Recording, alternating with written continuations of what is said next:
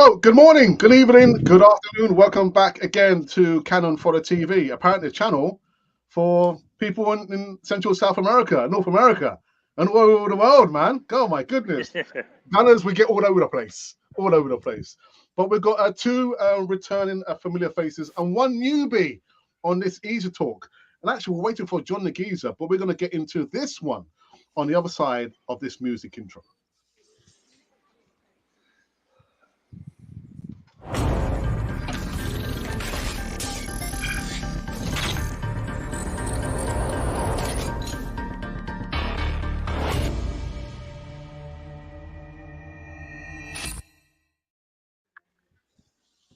Yes, indeed. Welcome back again to Canon Fodder TV, and it's going to be the last Easy Talk of 2023.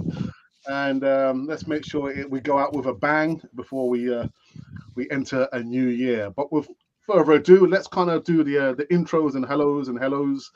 Jonathan, how are you? Fine, Alex. Thank you. I'm in Mexico doing some vacations, as I told you. I'm very happy with the club and with everything what is happening. You know, my I am a Positivity. positoxic. Positoxic, Toxic. full positoxic is the best moment to be a full positoxic in this moment, and I'm really scared about tomorrow because it's Liverpool. You know, it's Liverpool. Uh, Yeah, that's it. Keep it positive. Be positive. Be positive, Jonathan. Hey, John. Eldrick, my friend, and you. Hello. I'm the same. I'm always being positive. Since Arteta's arrival, we've been having an amazing growth. Last season was fun. This one is gonna be even funnier. We hope that we can end the all the remaining matches in our best place. Hopefully, crossing fingers that we can be champions, and we have an excellent test for today against one of the rivals that we're gonna match during the full season. But I'm excited. I'm positive. Yeah, nice one, man. Got to keep it positive, man. You got to be positive. You got to be positive. And the newbie Lee. Welcome to your debut on Canon 40 TV. How are you, fella? How you doing?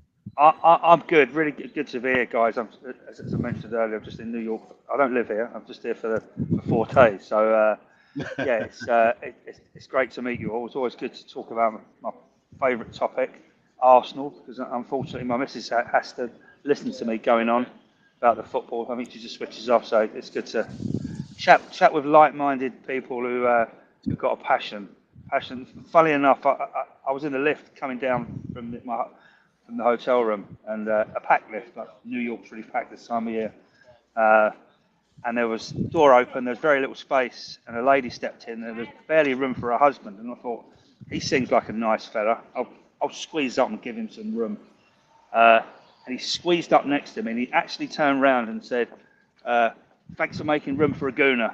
I swear to God, he said, "Thanks for making room for a gooner." And he said, "You guys probably don't know what I'm talking about." And I stood next to him. And I just held up my iPhone with my picture of Liam Brady on it. I said, "Yeah, yeah."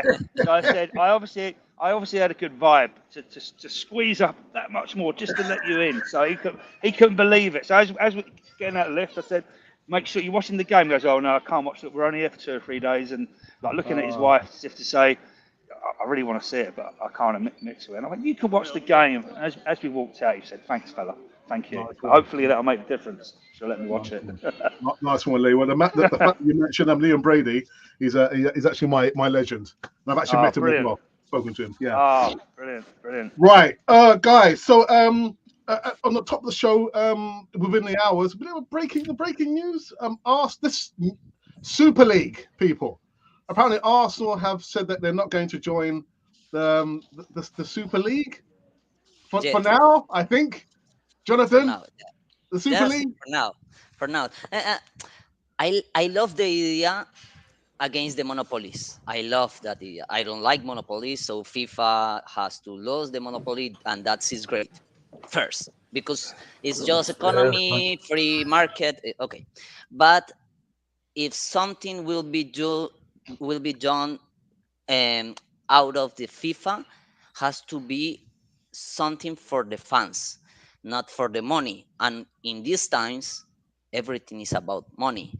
So I hope the clubs create something to give to the fans, to give to the football lovers, not to give money to the owners. Because is I know I'm being idiot saying this because they will do it for the money, but the most that they can for the supporters, because for the show, if they will take something out of FIFA, they have to do something very very special for us. Mm. And the Superliga doesn't look so good, even because it's coming from Florentino, and it's Yeah, Florentino, yeah, you know. yeah. Aldrich, your thoughts about this so-called Super League and Arsenal saying actually we're not going to join. I thought, well, yeah, Well, you're not going to join for now. same as Jonathan. I think that the idea of trying to make an engagement with the fans sounds great. It sounds perfect, but I hope that this has a positive outcome in regards to UEFA and FIFA, because if you see, um, I started watching European football and I got in love with Arsenal in 2001. What happened in 2001? I just have to get cable at home for me to be able to watch those games. Up to this day, if we're talking on this era, if you don't pay for it, you won't be able to watch it properly or to even watch it at all. Champions League, Premier League, they used to be for everyone. So I hope that they can start thinking about it and get that mentality to bring us closer to the game.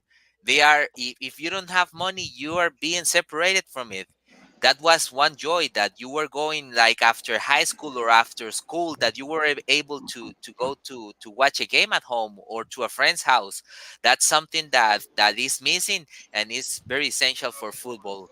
If I'm in with the Super League, I can tell you if I'm in or not, because there is nothing specified yet on what are they going to do exactly with it. In case that is going to be something that we are going to enjoy, that is going to bring us closer, well, it's more than welcome. But if it's not, if it's something that is going to make more money, or that we have to pay in order to see it, or we have to pay more money, it doesn't make any sense at all. But I hope Mm. that this have a good domino effect, so FIFA and UEFA can wake up. That's a wake up call for me. Yeah, and for Lee, what are your thoughts on this Super League, whether Arsenal joins or not?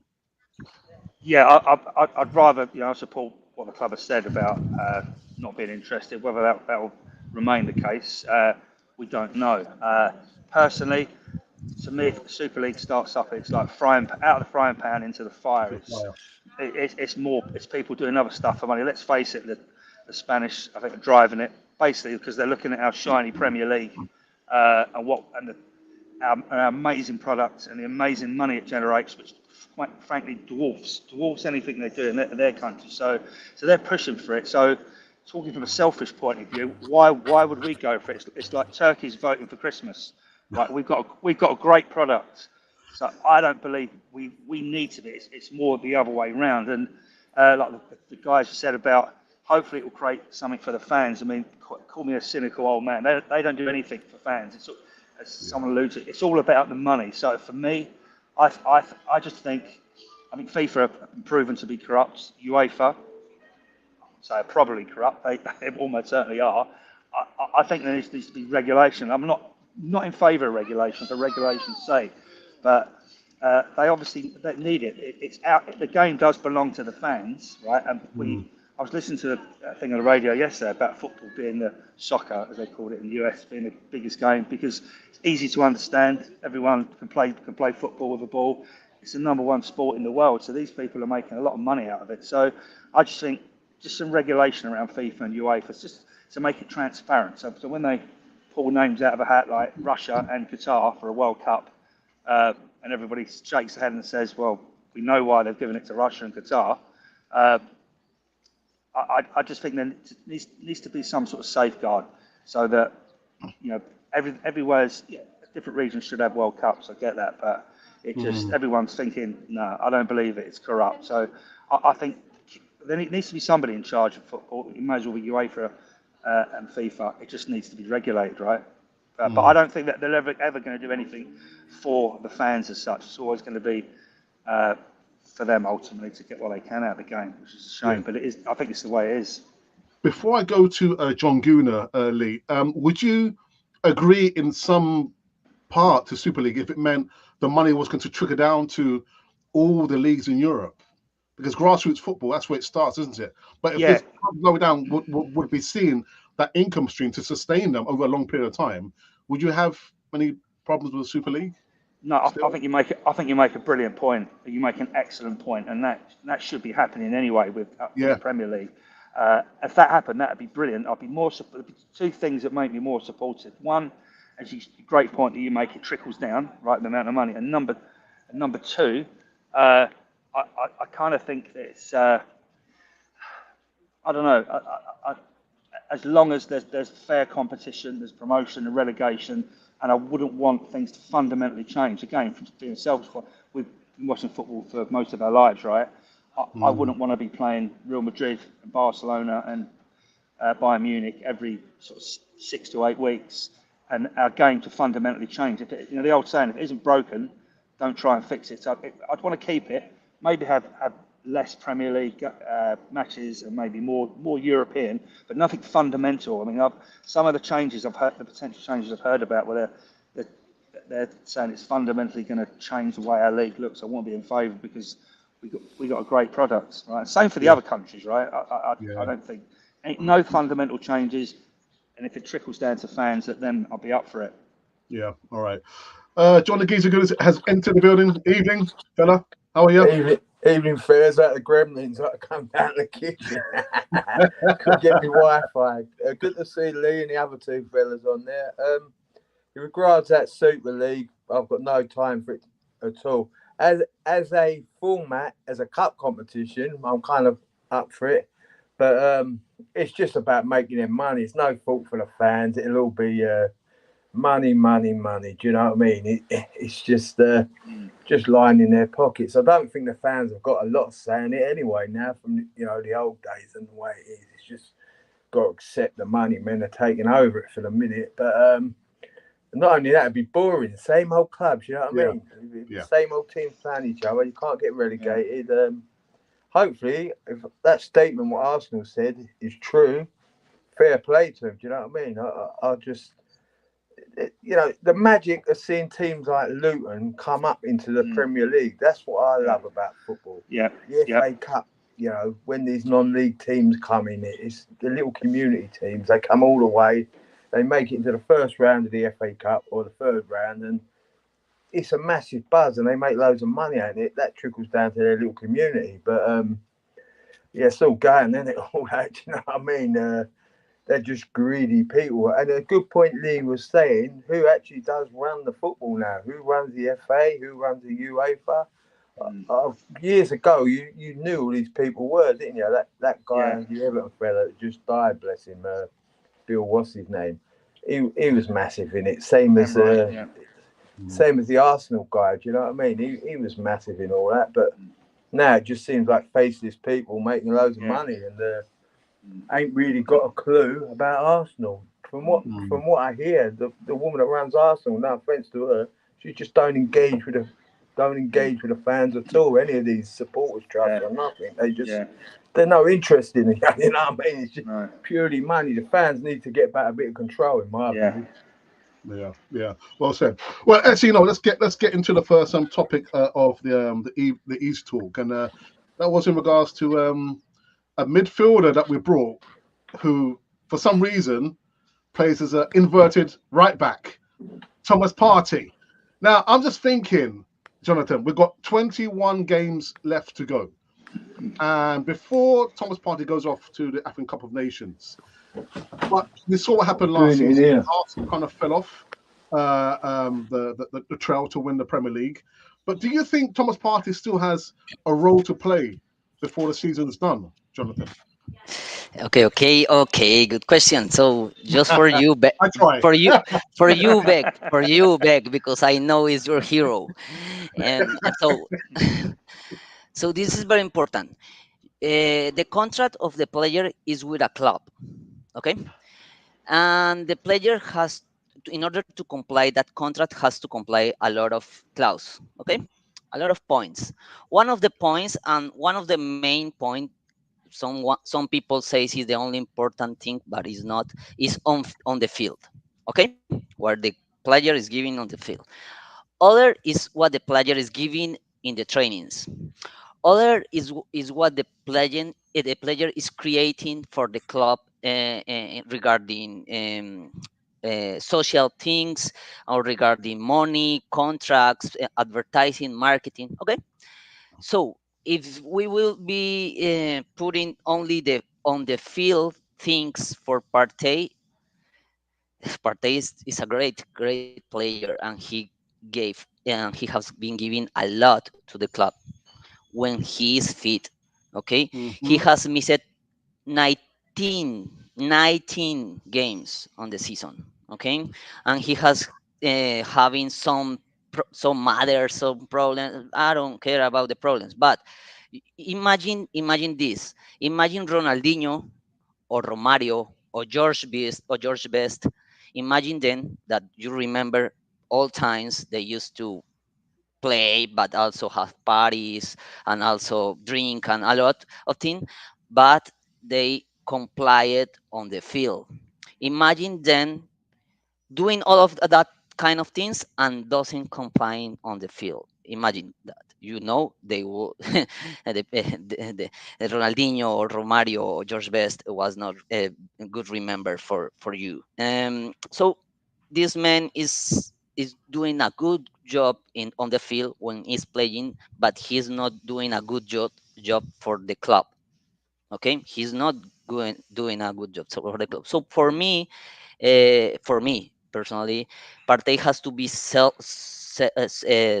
on January, in the moment that we have the enough moment to have money from him with the United Arab League or whatever, or Italy, or whatever. Because if arise June and he's still missing games because in the AFCON or another injury or whatever, the price will be low and low and low and low.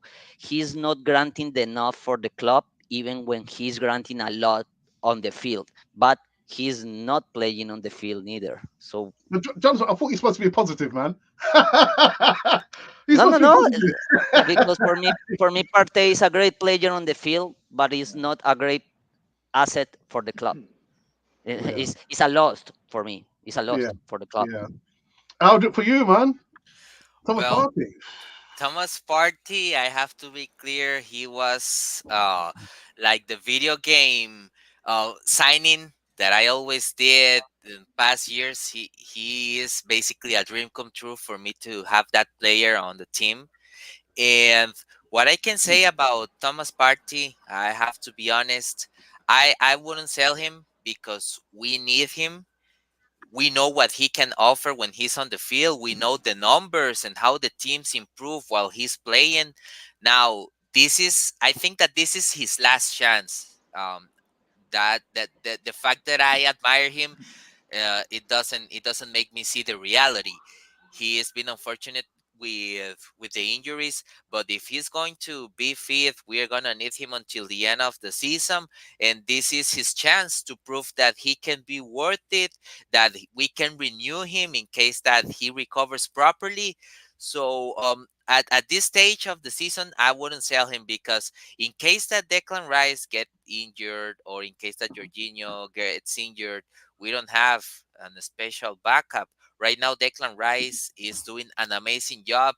And when Thomas is on the field, what I would like to see is to have him behind Rice and Odegaard. And we know how that team is going to play. Every single player is going to improve. Is going to improve. I'm sorry, as long as he play as a midfielder. I hope that if he gets recovered, that we don't use it as a right back again. I think that the experiment ended. Arteta knew that it wasn't working, even though the results were positive, but it didn't work. It didn't work. I think that this is his last chance. I'm gonna be honest. This is like his Deck. only last chance. So Jonathan, I know what you're gonna say, but let's give him the chance in case that he recovers properly. The same with Tomiyasu. Now he never got injured before he joined us. He does, and now he's cursed. He's cursed. We are cursed because the very special player on every single season, the player that we need the most is the one that gets injured. That's something that is happening from the Emirates era. As soon as we change the stadium, that comes with the new stadium. Okay, you want a new stadium? You want to build a new team? Okay, let's take the best player to have it injured. It's unfortunate, but he is going to be crucial for us this season. If he's fit, I will allow him to stay the remaining season because I know that we will improve and we can even win the league with him on our side. Lee. Remember, just a comment. Remember Yeah, that yeah. we bought the Emirates over a Saxon graveyard. Remember that. Yeah. Remember that. Yeah. Sorry. Lee, we did a poll on the platform Yeah. about Thomas Partey, whether he's going to play a major role in the season. And I kid you not, I've just checked now. 50% have said yes, Yeah. and 50% say no. What's your thoughts, Thomas Partey? Well, I mean, that sums it up. I mean, it's interesting. Got both good points from Jonathan and Aldrich there. Listen to both of them, both making excellent points. For me, I agree with Aldrich. I think it's an absolute no-brainer that we keep him. For 2/3 of last season, he was by far and away our best player. He was unbelievable. And the one thing he does that I can't see one player on that team, he keeps the ball in midfield, right? Declan keeps the ball, he moves forward and he gives the easy pass. There were games last year, I think the away game at Fulham sticks in the memory. Partey was unbelievable. He was winning the ball, knocking it, flicking it over people, knocking it left, knocking it right, keeping the ball. And we would, tomorrow at Anfield, right, we need that type of player to keep hold of the ball and spray it around. In terms of selling, I just think for a club like Arsenal, it doesn't matter.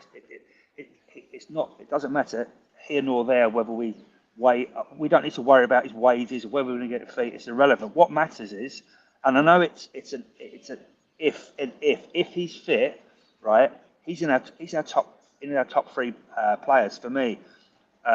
Arguably in the top two, right? I just think he's an unbelievable footballer.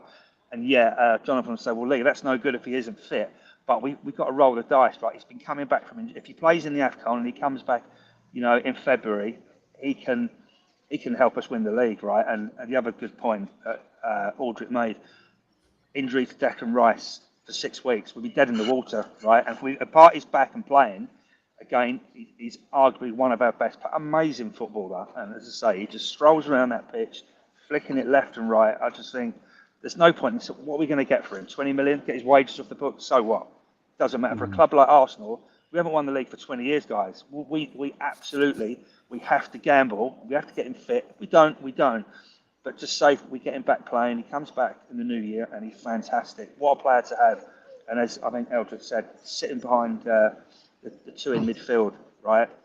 Fantastic. Because at some stage, Declan Rice is going to get a knock and there where we're going to be. So it's an absolute no-brainer for me.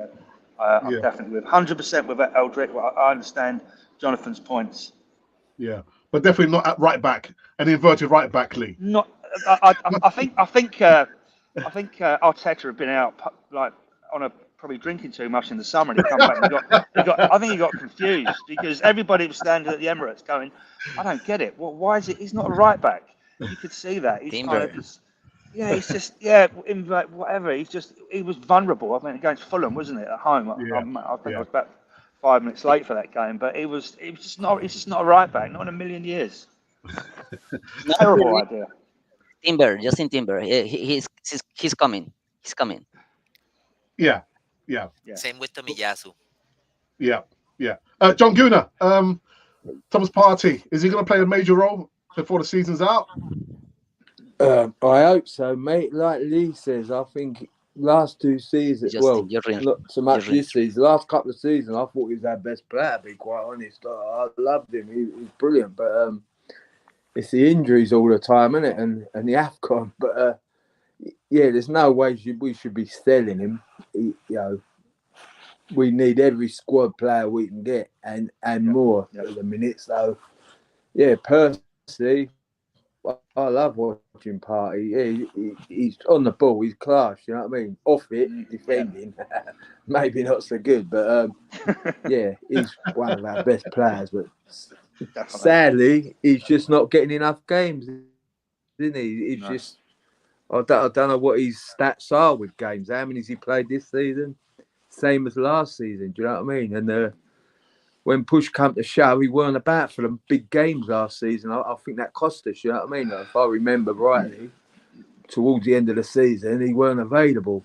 He was injured. And there's no one that can replace him. I think, Rice is on his sort of level, but on his day, I'd say Partey is better. But it's getting him on his day, isn't it? Do you know what I mean? Getting him fit again. That's always the problem. Yeah. But there's no way I would sell him, no way. But if Arsenal are going to make a few quid and sell him to Saudi, they probably will, wouldn't they? Yeah.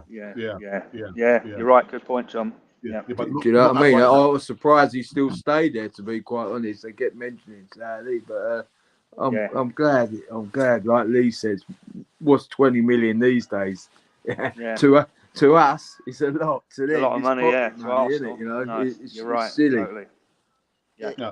Excuse me, I have a question for you or whoever who wants answer.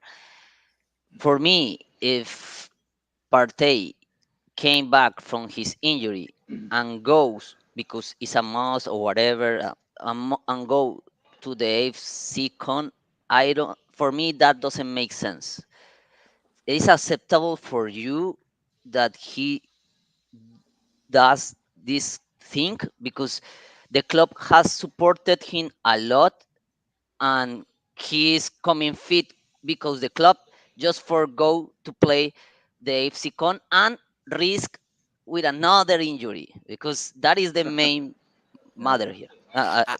Aldrich want to answer that. Go on, Yeah, Aldrich. yeah, for sure. What I think about it is that I don't see it that bad because we need him fit. We need him to be in shape for the Premier League. So that's the Game best time. way for Yeah. us to know if he's gonna be available for us.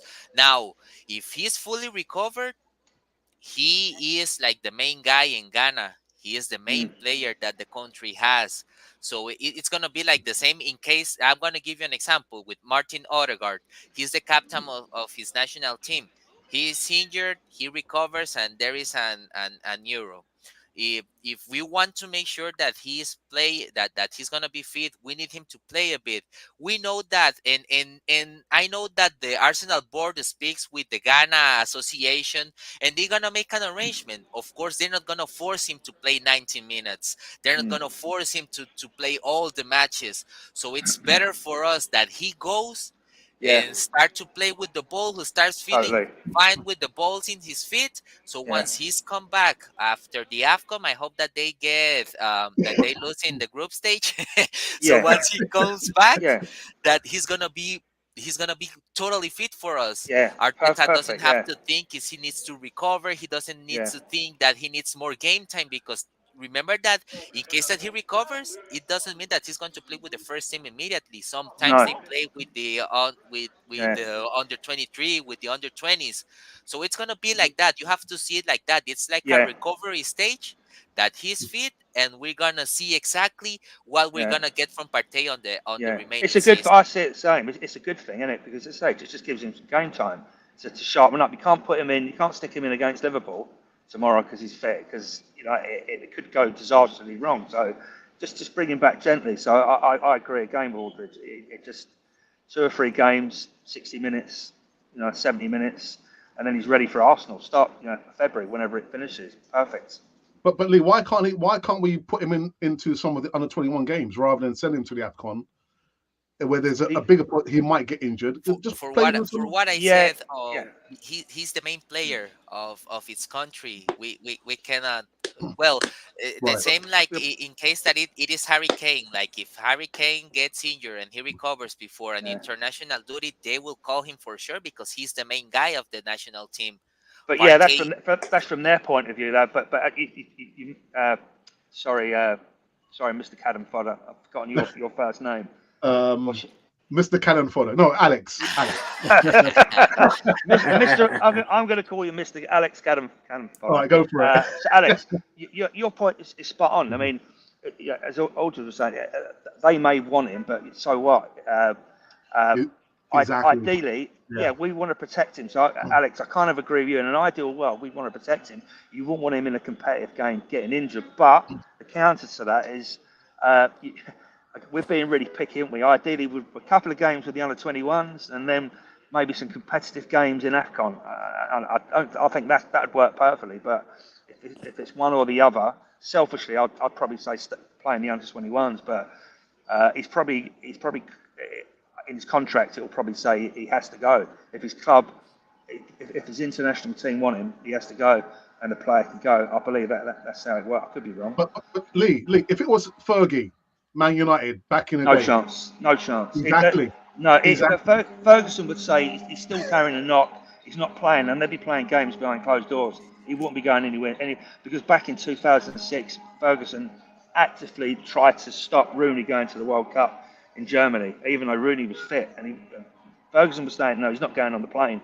It was only because Rooney was so, determined. He got on the plane and got out to that world because he'd done his metatarsal, didn't he, 6 weeks before the 2006 World Cup. So I agree with you, Alex. Not a chance. He wouldn't risk it. But Aldrich, sorry, you want to say something? That's right. Well, fortunately, I think that this was like the best time for him to recover. Again, we need that card to roll. We know how important he is when he's on the team. So I give the green light for him to go and play, to feel better, to get used to the game again, to feel that intensity. So once he's back on the Premier League, he's gonna be 100%. I agree. For us. John, where do you lie in this? Would you send him out to the AFCON, or would you keep him? Do a Fergie? No, I wouldn't send him, mate. I wouldn't allow. I'd do a Fergie, man. I'd do a Fergie. But like Lee says, he's probably contracted, isn't it? I don't know. Yeah. I think any time he's gone out there, I think he's gone and got injured. I don't actually trust their medical team. I don't think they're as straight as that one. You know what I mean? They don't care. They will play him if he's injured. I think Arsenal might rest him. So I can see the point of giving him the game time. I can definitely see that. Keep him fresh, keep him ticking over. But, to them, it ain't a friendly. It's a proper, it's like their little World Cup, isn't it? It's not little, it's big to them. Do you know what I mean? So they want him playing. He's their main player. And the risk that comes with that is he will get injured. But to be honest, if I was out there, I wouldn't have that. But I suppose he's got no choice. I mean, going back to Fergie, Ryan Giggs, how many games did he play for Wales? I think he missed. He'd have probably doubled his caps if Fergie let him. Do you know what I mean? And that was just Wales. But being selfish, I won't let him play him in the under 21s. But then again, he probably wants to go himself as a professional. His country probably wants to go, doesn't he? So you know what I mean. But is he fit? Is he actually fit? I don't know the status of him. Getting close. I'm rooting from Egypt. Close to it, I hope that Egypt gets to the final. Definitely. I'm rooting 100% with Egypt on that Is that where it is? Good question, Jonathan. Very, very good question. Let's go into the live chat before we continue with the next topic. And we've got John the Geezer Gunner, who says, all I want for Christmas is Tony. We're going to get him there. Get him. Bring him down, man. And our moderator for the show, ever present, is Ashley D, who says, hey up, Gunners, and hey up to you as well, Ashley. Evelyn Emerson, who says, good evening, Alex, and the panel. Happy Christmas to all of your subscribers, and have a great 2024. And breaking news that Rodri of Man City has a knee injury, so keep eye on the next few days. A bit of breaking news there. Oh, my goodness. Don't like to hear that. Don't like to hear that. No, it's a shame, isn't it? What shame. Got it. Sick now. Right, and Jonah Aldrich, friend of yours. It's a Aldrich friend. Yeah, I thought so. I thought so. But he's Uh, mentioning you, Jonathan. Maybe he's from the No, Costa yeah, Rican wait, group. wait for you. Wait for you. yeah. Colombia. No, no, no. Colombia. Yeah. So, hello from Miami. Arriba la comunidad. Yeah. Hey, the community of Colombia. Well, who else do we have here? Beck Uh, Lo Yeah. Mamo. And we have some love hearts here, I think, for John, or maybe it's for Lee, I'm not sure. We've got some more stuff here. Who's here? And we've got the Colombian Guna. Amazing Come job, on, you Colombian guys. Gunners. Thank you for that. Greetings from Colombia, the Colombian Guna, always supporting this beautiful team. And maybe just one more before we go into the next topic. I believe Thomas can be fit for the next games, not 100%, but he will be really helpful. At least we can find another option like who? But we've got Declan Rice. Is there another option? Subisamendi. Oh, okay, good shout actually. For the team, very new to keep in mind. Even he can do. I'm not sure. Not very new. I'm not sure. I'm not sure what he's saying there. Last one here. We go on from Emerson. This is according to Arteta press conference this morning. He said that Partey is on last part of his rehabilitation, and we'll pick him after some training sessions at the training ground. And as for the AFCON, not really sure. Now we have a game tomorrow against one of the old enemies. 89, 89. 1 minute. 1 minute. One, 1 1 minute minute, man. against Liverpool. Now I remember last season. If Granit Xhaka, I'm not blaming him for because we drew with them, didn't we? After we went Yeah. up 2-0 very very quickly, but he kind of ignited a bit of a rebirth during the game. Jonathan, I'm going to go to you. Previewing the game for tomorrow, man. Liverpool versus Arsenal. Yesterday, one of my friends woke up early and turned on the TV, and it was fair pitch on the TV. So, so, so I told him that is a sign. That is a sign. That is a sign. Wait, that is a sign. There is a Let's hope sign. so. It's not normal to see. It's not normal to watch a fair pitch in the Colombian TV. It's not something that is regular or in the cable TV. And when he wake up, he sent the message very early, like, with a picture of, you can't believe this. And I believe in the sign. I believe in the energy. So I think they have to be scared because they are in Anfield. They are the owner of the home, and we are coming for them. I think the people who has to be scared is the Liverpool players, no Correct. Arsenal players, Correct. because we are Hundred going to percent. play on 100. Anfield, and we are in the momentum, and we are with Yeah. Rice, Yeah. and we have Saliba, another Yeah. Saka.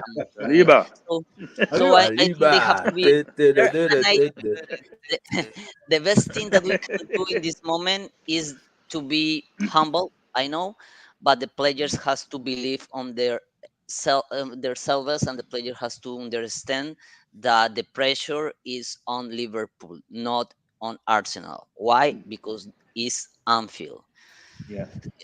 We need it. We need it. We need the Yeah, players. yeah. Yeah. Aldrich, for you tomorrow, For Liverpool. well, Just a comment, Beck.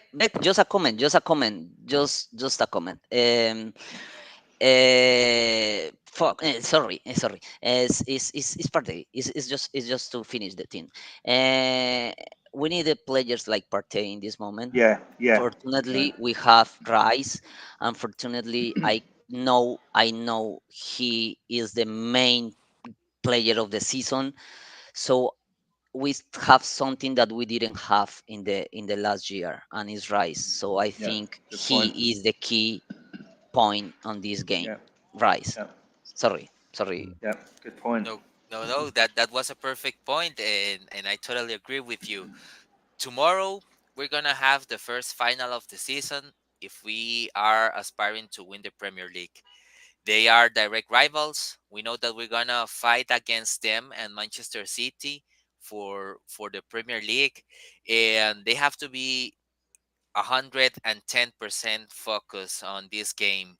We cannot make the same mistakes that we did the last game. We have to be, since the minute zero from the 98, focus on that game, because Anfield is one of the toughest, if not for me personally, like the toughest visit of all the stadiums that we're going to play.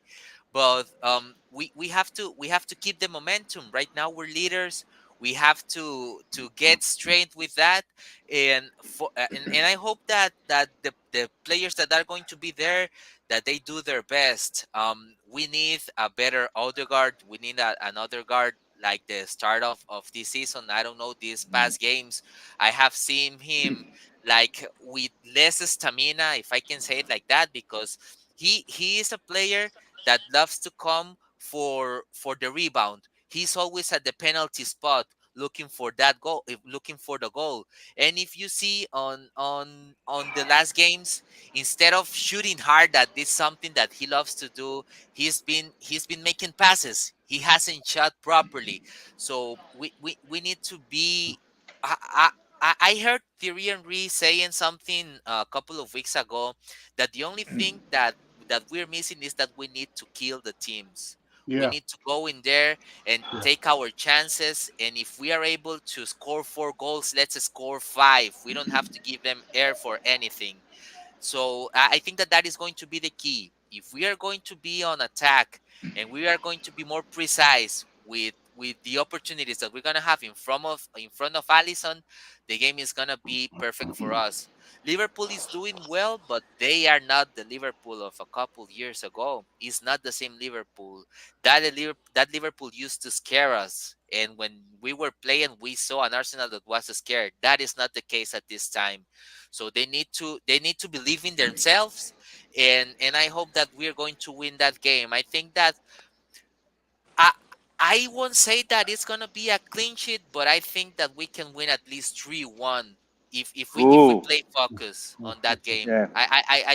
On what I'm seeing, and in because I believe on what I'm seeing, I think that if we are effective on the attack, it's gonna be a 3-0. Sorry, 3-1. Yeah. I was just checking to see when was the last time we scored 5 goals. It was back in 2019 in the League Cup. That's right. That's right. We Five, need we five, need Yeah. to five. have that killer instinct at its best, because if you see all the games during this season, we are the ones who controls the ball. We are the ones who get more on the opposite side, but we do not concrete those attacking options. That's the only thing. I think that would be like the missing piece for us to be a real killers. We don't have to give them any air to our opponents. Lee. Yeah. Oh, great points. I mean, for me, I'm gonna say one of the few Spanish words that I know, right, Jonathan? Cojones. It's about the cojones tomorrow, right? It's about the cojones, and it's about being cool as well, right? Because they are great. The atmosphere is fantastic. We know during the documentary last year, Arteta had the speakers at the training ground playing "You'll Never Walk Alone." So Yeah. I get all that, right? I mean, I've not played at Anfield, but it's kind of, you can't get carried away with all that. You have to worry about your own performance, right? As the guys have said, we're good enough to go there and win. Taking chances, what we haven't been doing. We've needed like 5 or 6 chances to score a goal. We've got to be clinical, like we were last year. We raced to a 2-0 lead, and then unfortunately, as you said, the Xhaka thing got the crowd going. But that's when the cojones kicks in, right? So I felt that Odegaard went missing. Right, so maybe his cojones needs to be a bit bigger for this game tomorrow, because he did. I suppose games at Anfield can pass you by. I think that's what Arteta said. The game just passed him by. I think he said in the documentary. So maybe this is Odegaard's moment in a big game, right? In a big game, but it would be nice for their party to keep the ball and to keep it calm. Odegaard needs to get hold of the ball and stay in the game. I just felt like he just disappeared. He disappeared into his shirt, without being too critical in that away game. Like, it wasn't just him, to be fair. It was a few players, and we just looked. Obviously, Zinni at left back looked really vulnerable in that game. So it's a slight worry that we haven't to be honest, I think Tommy would have played tomorrow. And we just need Yeah. we need to be solid. We need to be cool. You know, we need to not worry about you'll never walk alone in the atmosphere. And look at what Real Madrid did to Liverpool a couple of seasons ago. I think they raced into a 4-0 lead. They destroyed them, I think, from memory. So worry about your own performance. Don't get too hyped up and worried about the atmosphere and Klopp and the fans. Just, I know it's easier said than done, guys, isn't it? It's really easy for me to sit here and say, well, don't worry about it. It's fine. But focus on your own performance. Do your job. Stand up. Even when it, you know, because at some point the tide will turn and we'll be under a lot of pressure. And that's the moment that wins league. That's the moment that Alex will tell you. 20 years ago, and we won leagues, we had players like Perez and Ashley Cole who did have big cojones and would stand up and get us over the line. And sorry, excuse me, I'm about to be arrested. No, they're Spurs fans, I think, coming in the ambulance. But no, bad boys. What are you gonna do? but my last important point, I'll stop babbling on. Tomorrow isn't about. We're not going to win or lose the league tomorrow. It is only 3 points. Of course, it is the psychological thing which makes it important. If we get out, if we draw, to win would be fantastic. But the league won't be won or lost tomorrow. But I just think we need a big performance. We need a kind of performance that we got from, as Alex was saying, 2004. So some of them players, we turn up at Anfield and we play them off the park, right? Whether it's the cup game with Henry or the Perez goal, players really coming to the fore, and that's what we need. I haven't seen that too many times. We've been consistent last 2 years, and we've definitely kicked on. But I've not seen that many games. We've gone to a big stadium, right, and we've just swept them away, right. If anyone else can remind me of a game where we've done that, probably Spurs away, but I won't classify Spurs. Maybe Chelsea. Big test. But yeah. Maybe Chelsea. But yeah, it's really all for me. It's about Liverpool. Always about Liverpool away, as the guys have said. Man United away. City away, right? And until we go and sweep them aside, one of those clubs or two of those clubs in the season, can you really call yourself at the level, right? So that's what I'm looking for tomorrow, a real statement. If it doesn't happen, it's not the end of the world, but you know, and it's going to take the big players to stand up. Your Odegaard, Rice. We've got no worries about Rice, have we? We know he will stand up, but there's other members of the team I think that just needs to hit the level tomorrow for us to go over the line. But you know what, Lee, you bring up a good point. You know, actually, we're talking about the players, but even the manager needs to be cool, calm, and collective. Because I remember 2 seasons ago that he got kind of caught up in some kind of fracas with Klopp on the sidelines. Yeah, just keep the cool. Move. Yeah, just focus on what we have to do. Forget about them. Yeah. Just keep it cool, calm, and collective. You don't want to give them any opportunity to rile them up. You know what I mean? Ammunition. No, exactly, Alex. And they kicked on but he's a young man. What is he, 40 years of age, 41? So he's going to learn. He'll think to himself, right, I'm not going to do that again because I'm just going to keep it cool. Because if you're a player and you see your manager losing it, you're thinking, shit, we kind of. I think that message transmits. To stay cool. You know, Brian Clough used to sit there, very a long time ago. People think, what's he going on about Brian Clough? But you never see him going mad, and he produced some pretty good football teams. Yeah. John Geezer, for you, game tomorrow. 89. 89. Do you know what? A bit like what Lee says, just don't lose. I think Liverpool should be fearing us. We've done everything right all season. I don't think we've actually kicked on. I don't think we've hit form. Maybe tomorrow is a time to hit form. We shouldn't be fearing. They should be full of confidence now. They should be. These are the games that they should be getting up in the morning, buzzing for, dying to get on that coach. Go, let's get straight in to Liverpool because they ain't the Liverpool of old. You know, I ain't going to say they're there for the taking because they ain't no mugs. On their day, they'll beat anyone. But I swear by the fact, on our day, when we hit form, we're going to hit anyone. We're going to beat anyone, Alex. Do you know what I mean? Obviously, you can't go gung ho. That's crazy. Liverpool a bit clued up for all that. But I think we could beat them 2-0, Alex. I honestly do. Do you know what I mean? I think we can catch them on the back foot. As Lee says, we do have to prove that we can go into the one of the top four stadiums and batter them, basically. Do you know what I mean? So, and that will give them so much confidence if they do it. Whether that happens, I don't know. Just don't lose. That would be my thing. Yeah. If I was Don't lose the game. Arteta, I'd say, look, lads, we can't lose this game. This will just be making such a massive statement. But if we can beat them and finish top on 2023, you know, everyone's going to be fearing us. And honestly, Alex, you know me. I said it at the beginning of the season.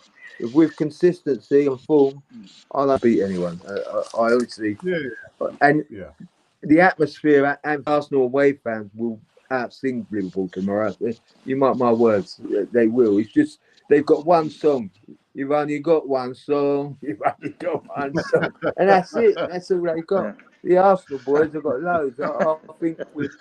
I think we beat them on the terraces, and I think we beat them on the stadium, Alex. 2-0. I'm sticking by that.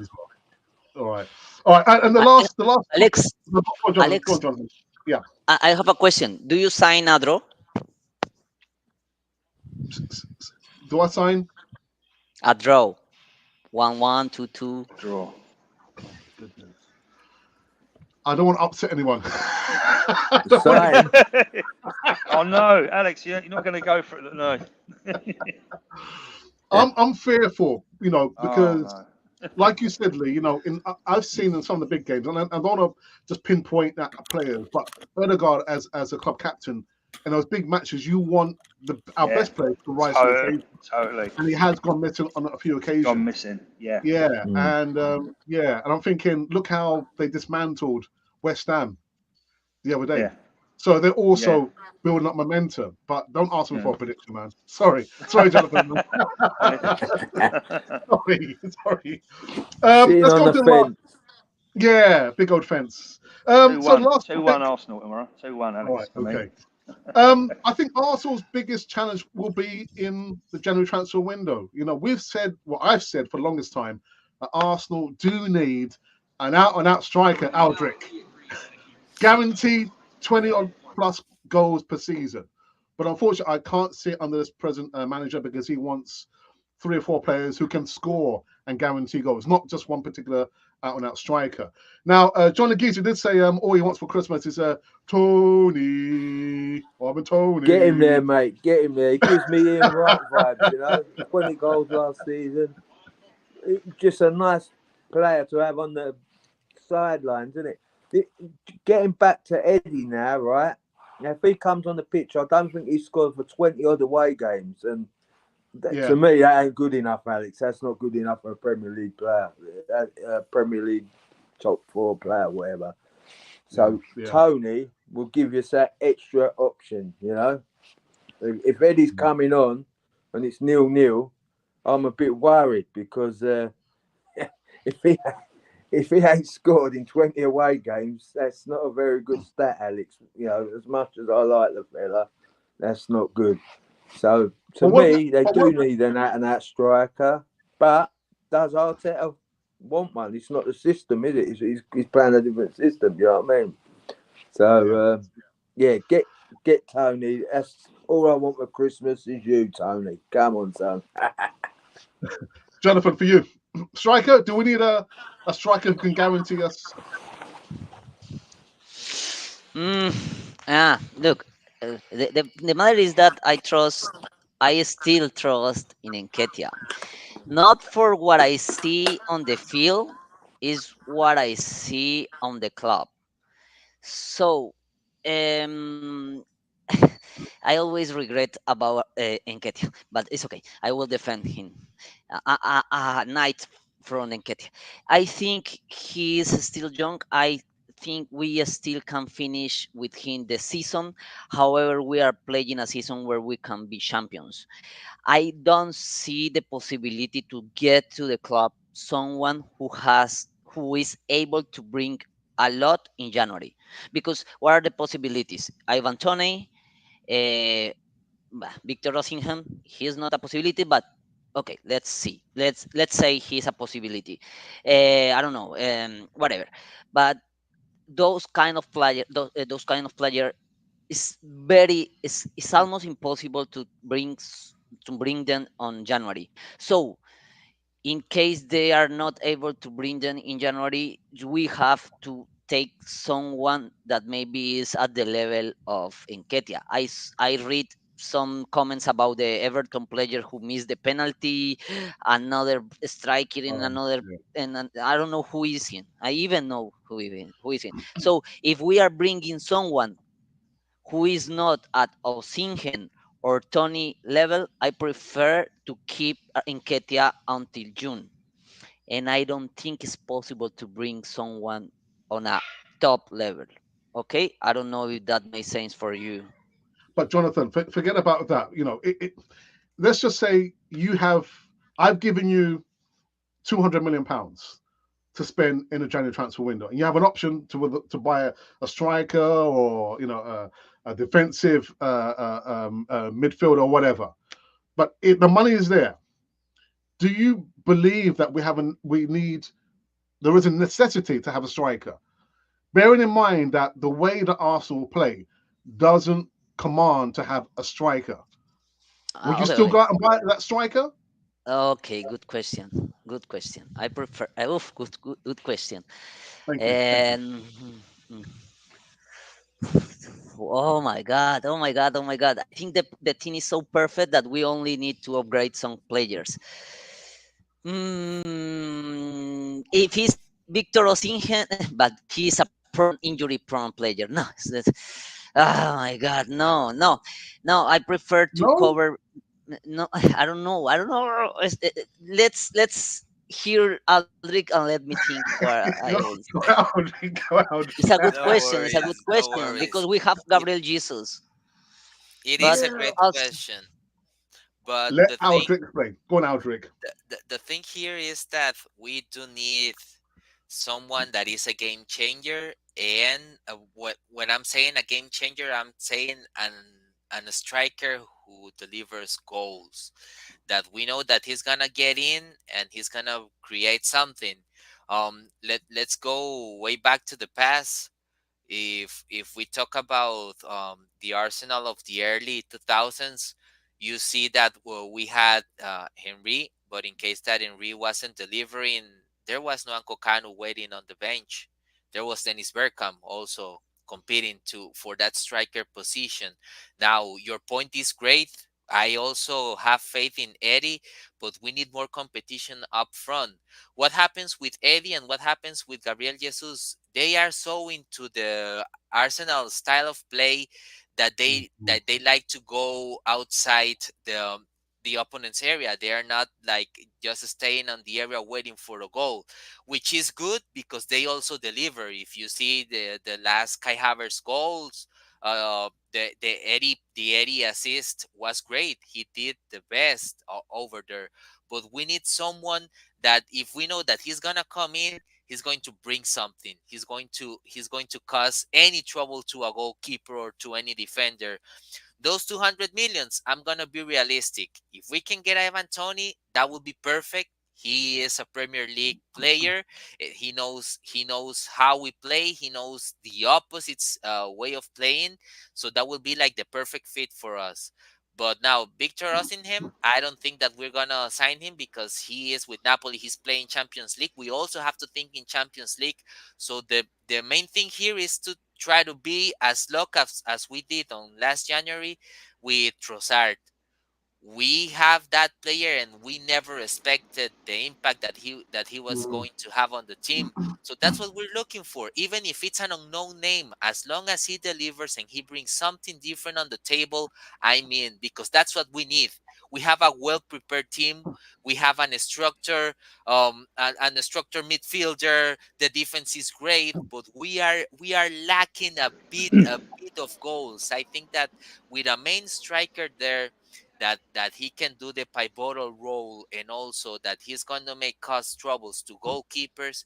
That's where I put my pen and the paper and sign him. right away. But that's what we need. We need to. It doesn't matter the position as long as he is a game changer. That's what we need. You know, Aldrich, Okay. sometimes I- I think as a fan base, we get caught up in thinking, oh, if this player is not worth £100 million, he's not any good. Oh, if he's not worth £50 million, he's not any good. If the player can produce, whether it's a defensive midfielder or a striker, surely we should be able to get that player in. Lee, we've just been talking about the transfer window, January. Brilliant. Yeah, sorry guys, just running out of power there. Temporarily out of juice. Back on now. Yeah, I think Eldridge's point. We do need that killer goal scorer, right? It's great that we got the front three all contribute, don't they? Which is brilliant. But you just need that. What you need is that Ian Wright type of character where you get one chance, one goal in the back. We just haven't got that. Eddie's never going to be it, unfortunately. We want to move to the next level. Winning European Cups and European Cups, Champions Leagues, and Premier Leagues.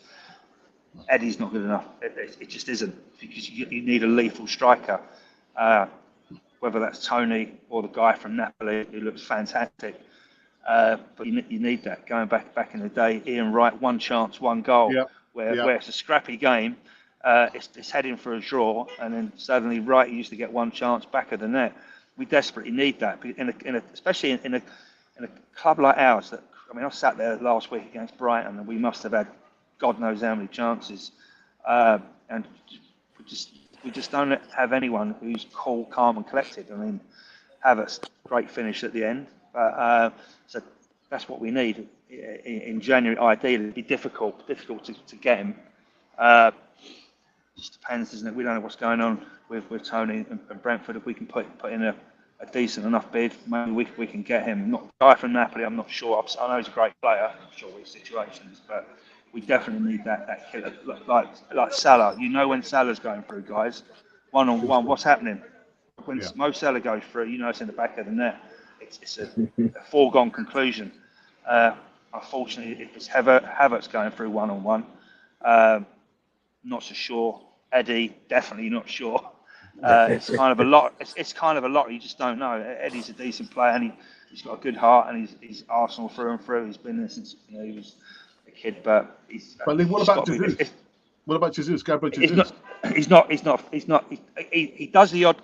There's a difference. He does the odd calm finish where he just switches the ball, drops his shoulder, and he just places it like he did the other week. I can't remember against which team, but he doesn't do it consistently, which is why Pep let him go. Right? You've got to be ruthless, and Jesus isn't ruthless. He's 12 to 14 goals tops. Unfortunately, we had a front three that were all chipping in. 12 to 14 goals last season adds up to 40 plus goals.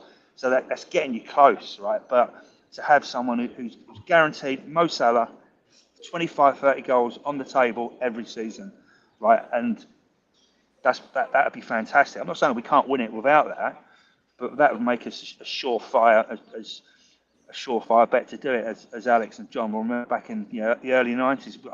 When we signed Wrighty, I was thinking, do we really need Wright? We've got Campbell, we've got Merson, we've got Smith. We don't really need Ian Wright. And then suddenly Ian Wright was winning his games. Well, it would have been a draw.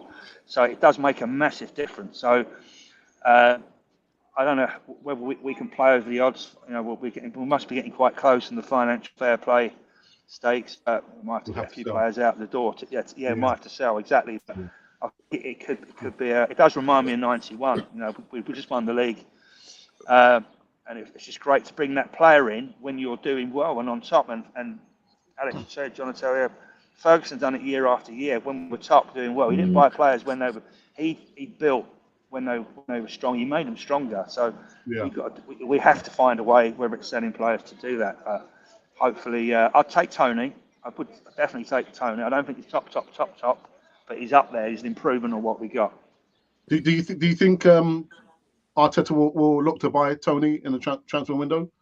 I think he will. Obviously can't support him, but I think why not? I can't think of anyone else. If anyone else can throw another player out there, but for me, he makes things happen. Like again, going back to Wrighty, Wrighty used to make things happen on his own, as well as be able to do the tap-ins in the 6-yard box and get in front of the last defender at the near post. We haven't got anyone to. I mean, I sat there last week and twice the ball flew across the 6-yard box from crosses from Martinelli and Saka. And we never had a player in the 6-yard box, you know. And the great strikers, whether it's going back years, you know, Gerd Muller, Gary Lineker, they're in there for the tap-ins, like vultures, like Emilio Butragueño at Real Madrid, the vulture. We need a vulture. At the moment, they're not roofed. The ball just, it's a great cross. Martinelli skins the full-back and the ball sails across the 6-yard box, goes out for a throw-in. Yeah. Jonathan, are you ready to answer my question now? I have it. Thank you so much for being so clear. The answer is yes. Ivan Toney, yes. I will do an exchange. Take Nketiah and 60 million for Ivan Toney, because 100 million I think is requesting Brentford for Ivan Toney is what I hear. For me, it's too much for someone who has not played the last 6 months. Too much for it's a big gamble. So I think it's not so gamble if we can put 60 million and Nketiah. Nketiah is a decent player. He's a decent player, but if we want to be in the next level, I think he needs more time, and we don't have time to give him. We don't have more time to give him, because I know he will be a top player. He's a great player, but we don't have time to wait for him to explode. Maybe West Ham, maybe Brentford, you know, but we need something now. So yes, Ivan Toney, Nketiah, and 60 million for him. Wow. Okay. Let's go back into the live chat for the last time before we wrap up this show. The hour's gone very, very quick, to be honest. Emerson says, I see a repeat of last season, and Klopp wants their fans to be up there for it. And if we can get a good start, I see that we can control the game, and Liverpool will have the same game plan, Lee. The same game plan, Lee. Alex, there is a point from Emerson. Hey, Emerson. I knew him in London. There's a point from Emerson. Klopp did something I think will be a problem. Klopp put the pressure over the Liverpool fans. He told them, hey, if you cannot support us the big as you can, you need to give your ticket to another one. I think that pressure will be playing very bad, because once we make a goal, I think it could be a big problem for the atmosphere. And you know, the energy is everything on the field. In 90 minutes, the more important. He's just playing mind games, Jonathan. He's playing mind games. Yeah, it's just, but I think it's a pressure. If we score 2, that will play against them. I think it's a pressure, a pressure over the fans, a big pressure over the fans. I think it could help. It could play very bad for them, but let's see. Okay. But it's a pressure. Lee, what do you think? Is it mind games, or is it putting pressure on the fans to? I think he's basically, for me, he's trying to G the fans up for the Arsenal Liverpool. He knows how crucial that game is, right? He knows it's a crucial game, so he's just trying to ramp it up. It's like when the players walk around, they kind of do this, trying to get the crowd up. That's what Klopp's doing. He wants it. He wants it to be 2 or 3 levels up what it normally is, and as we all know, it can be an unbelievable atmosphere. But he wants it to be a cauldron for Arsenal, because it's such a big game psychologically. Again, I say it's not going to decide the league. The game it won't. But we really don't want to, as John said, we don't really want to be leaving there tomorrow losing that game. I think it'll just throw up so many questions. Oh, they can't handle it, Arsenal. They're bottle jobs and all that other nonsense that we hear.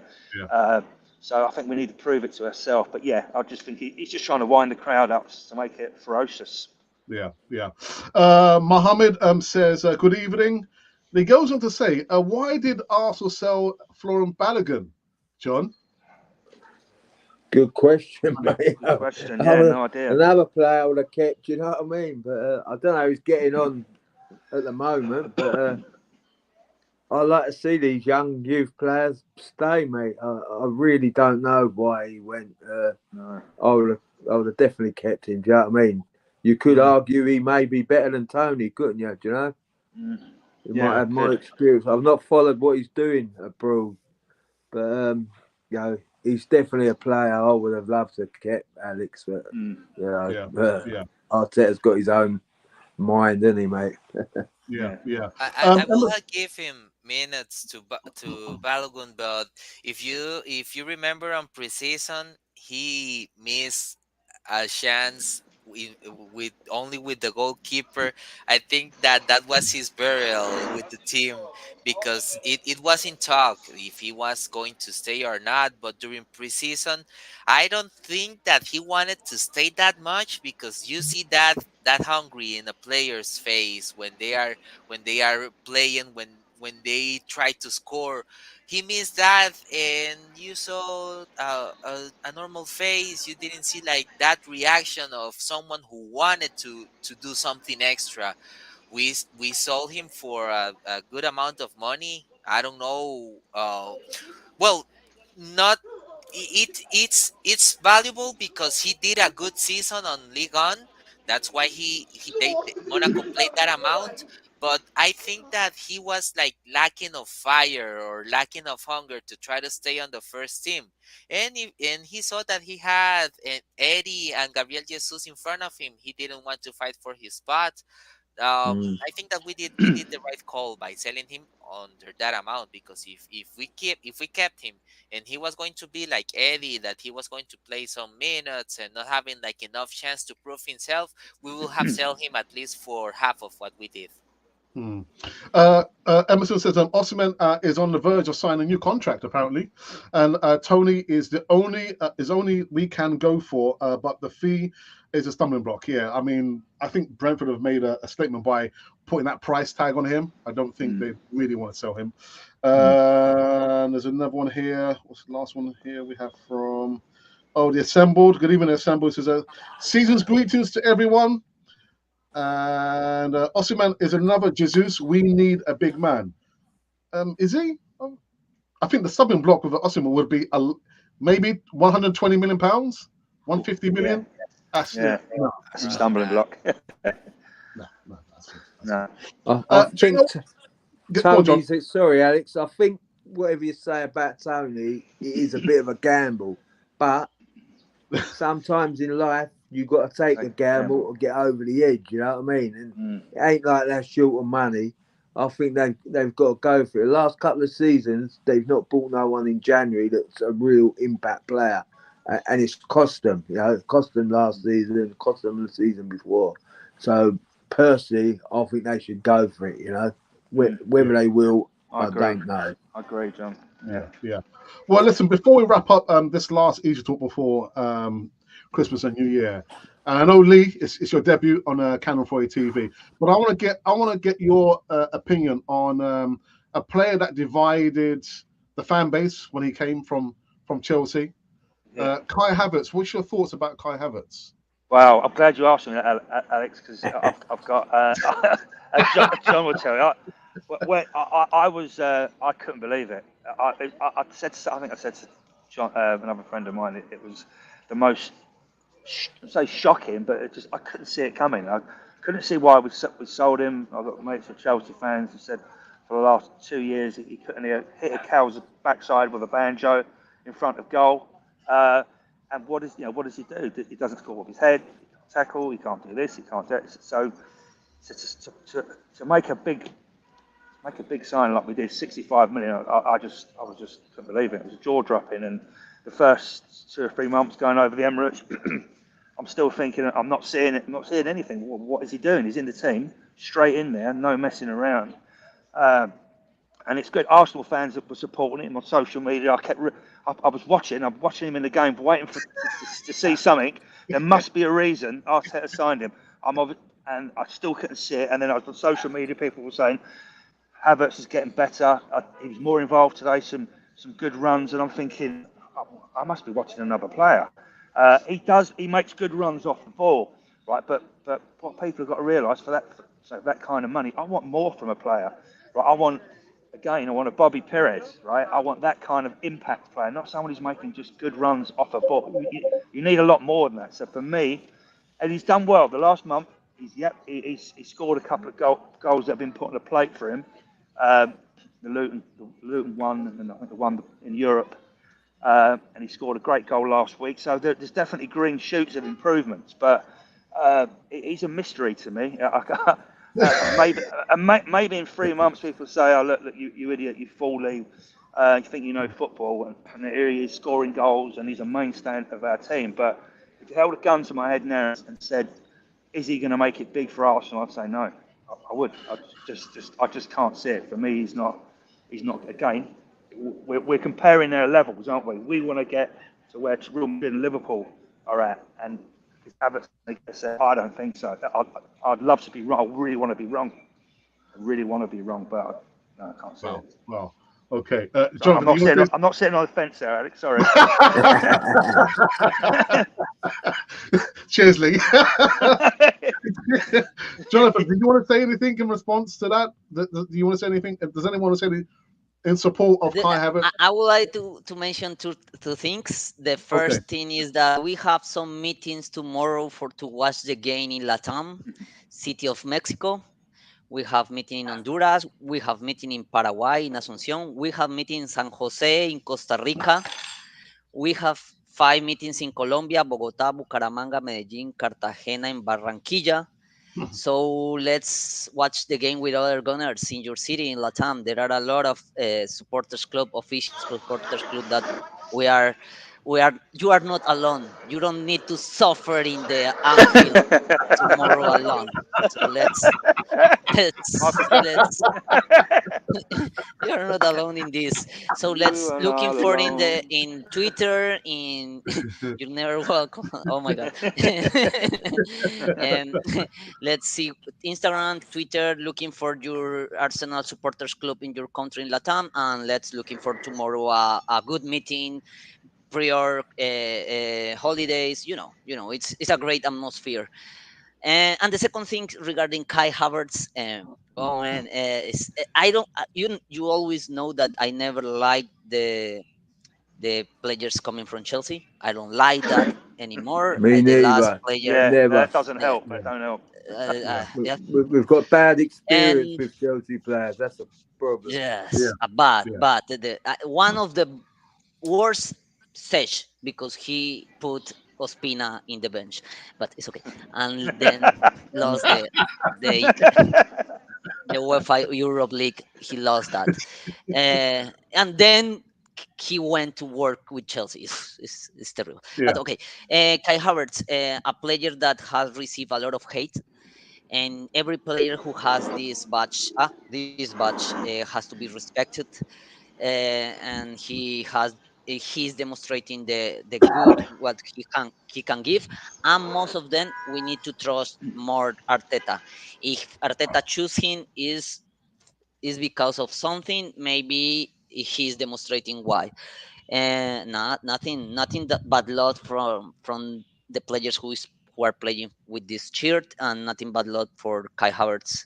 I am really happy that he is closing some haters' mouths. Mouths.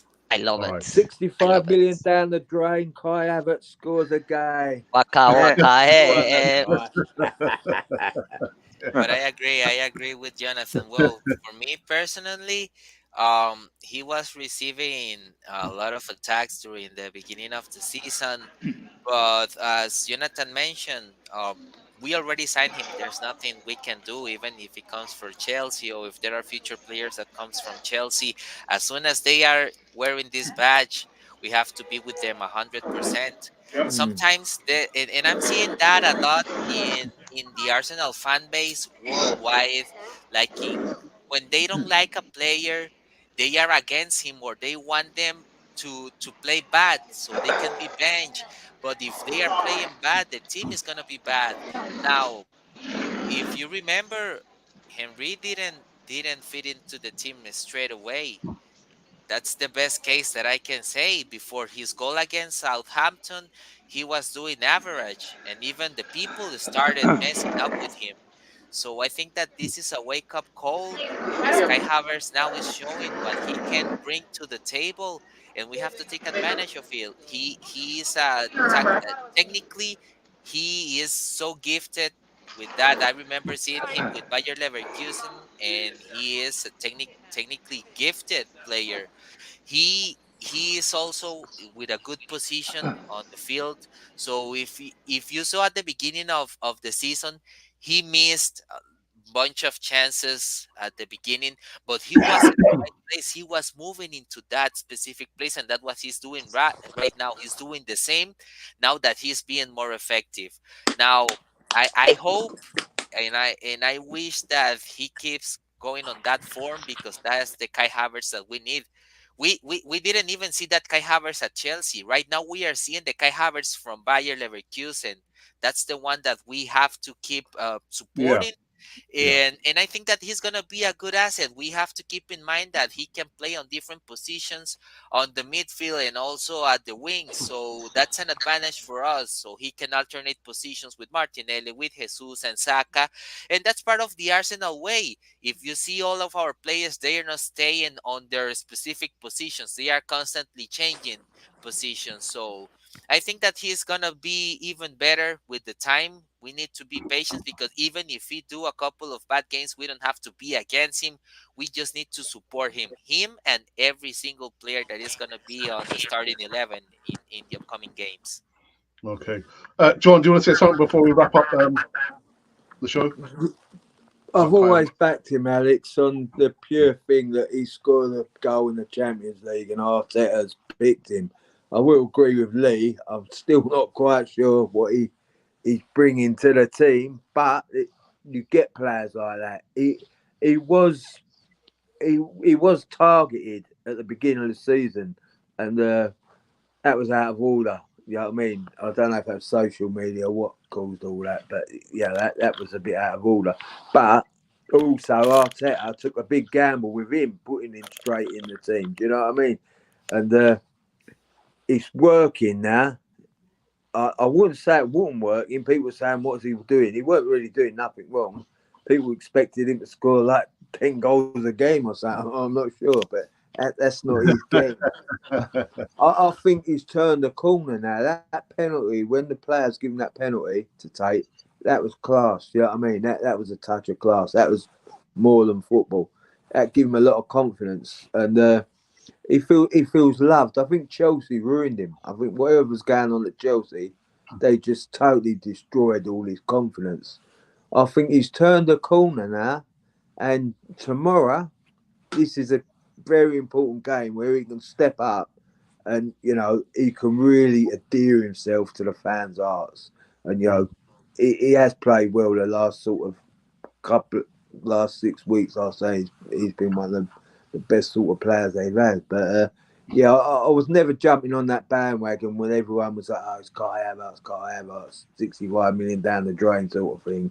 I thought, let's give him a chance. So I wouldn't say as a player I would have gone and bought. No way. Yeah. You know what I mean? But yeah, I'm not Arteta. But let's give the fella to the end of the season and see what happens. I think he'll step up now. He's obviously got the pedigree. He's not a mug, and he'll kick on, and he'll be one of the most important players in that team. Do you know what I mean, Alex? Yeah. Well, what I'm going to say, just to kind of wrap up this one, is we've always said on Canon Fodder TV that when players play really well and the manager has done really well, we will say that. That's right. When the players have not played well or the manager has made mistakes, we will also say that, because you can't have your cake and eat it too. That's one thing. The other thing is that players have to remember that when they wear the badge of Arsenal, they're representing the Arsenal, and your behaviour requires you to perform or act a certain way. So 100%. When we have players who are not doing the right thing, like your Aubameyangs, maybe your Ozils and other players there, got to be called out. You've got to respect the club. So, but I understand what you're saying, Jonathan and Aldrin. When we've got players who are wearing the badge, we've got to support them, but they've got to remember that they're representing Arsenal and they've got to act a certain way. That's my thoughts.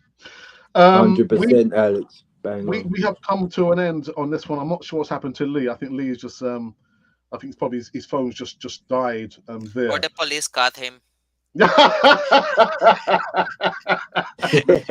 Bad boys. What are you going to do? They caught up with you, Lee.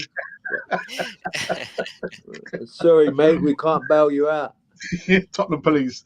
Anyway, guys, Jonathan, thank you for coming back. I know it's been a while. I know you're out in Mexico on a working vacation, or I don't know, a working vacation on a vacation. Kind of. It's legally vacations. You know, All right, okay. because my position, I Leave it on cannot have. legally. We don't want you to leave early too.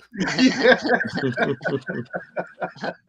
Thank you so much, Alex. It's always a pleasure to be here. I really enjoyed this time. I really enjoyed this. Thank you to the people from Colombia who is watching. Thank you for the support. And as I mentioned before, we have a lot of meeting in Latam. Just looking for your city, your nearest city, and now it's a surprise Cartagena, for example. A lot of foreigners goes to Cartagena to have holidays, and we have been receiving people from California, Arsenal, California, from Arsenal Oh wow. US, from yes, a lot of people. Tomorrow we have two visits also, so it's great. San Jose, Costa Rica will be having a meeting, so it's great to have that atmosphere because John mentioned it. Maybe the football change. Also, Aldrich mentioned it in 21. A channel started to present the Premier League in Latam, and it's hooks ups to the team. So a lot of people watching the games in Latam and feeling the atmosphere. Now those people are going to the stadium sometimes, and Wow. it started in a TV. And I saw you in London, remember? So Yeah. let's watch the games together.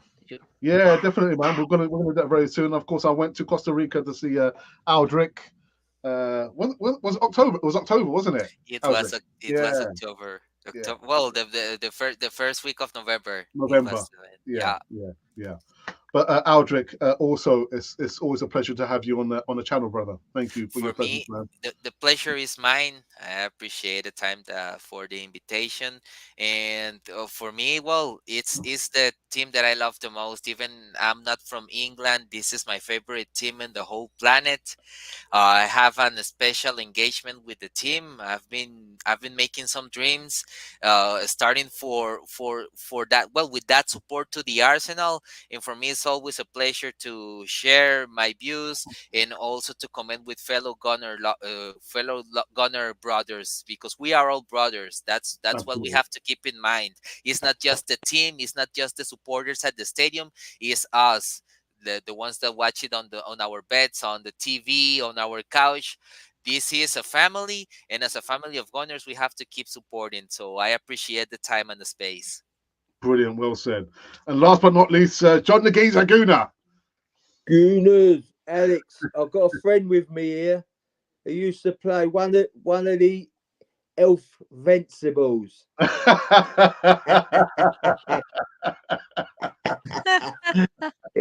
like to wish you all a Merry Christmas, Alex. Thanks for inviting us on, and Cheers. hope your families have a very prosperous New Year.